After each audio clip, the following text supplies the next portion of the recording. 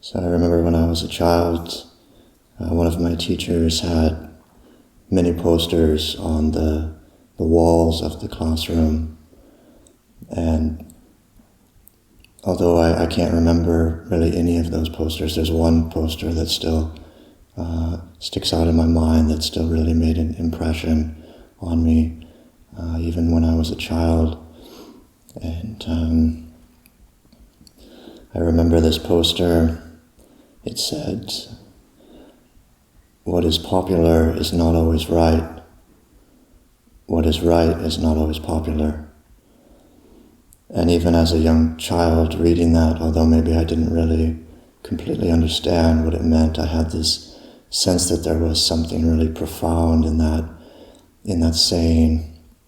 And as the years went by, I forgot about that poster, and it wasn't until having ordained as a monk and being a monk for a number of years, this memory came back to me, remembering being a child in that classroom, and I realized that, I've actually lived my life according to that saying, and that saying is very much the teaching of the Buddha.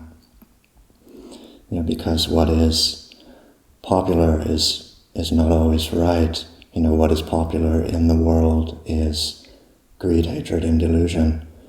Sensual desire, anger, and fear are very popular in the world. They're very well supported and encouraged by people in the world.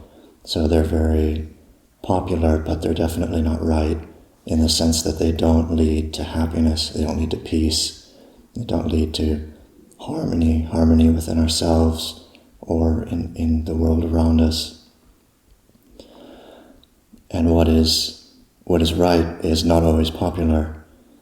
Having come to a monastery and shaving our heads and wearing robes and giving up the happiness of the world, renouncing so many things that people enjoy in the world, and living in a very austere and structured way, and cultivating meditation. This lifestyle is definitely not popular, at least in our culture. If we were to go out into the world and go to a party or something, we probably would not be the most popular person there, wearing our robes with our shaved head and talking about renunciation.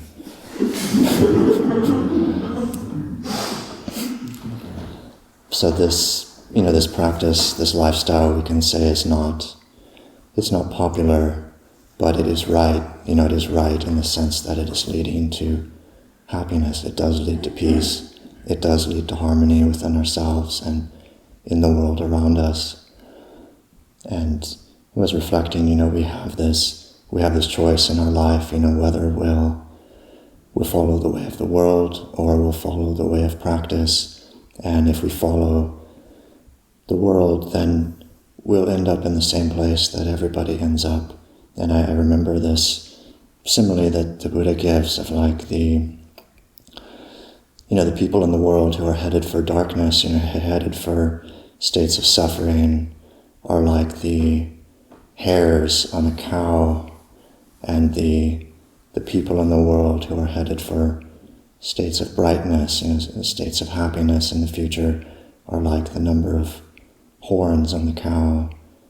And so it's the number of hairs are very many, the number of horns, very few. So in our life, then we have this choice, will we choose to go with the world, will we choose to follow the crowd, or will we choose to follow the Buddha? So offer that for reflection this morning.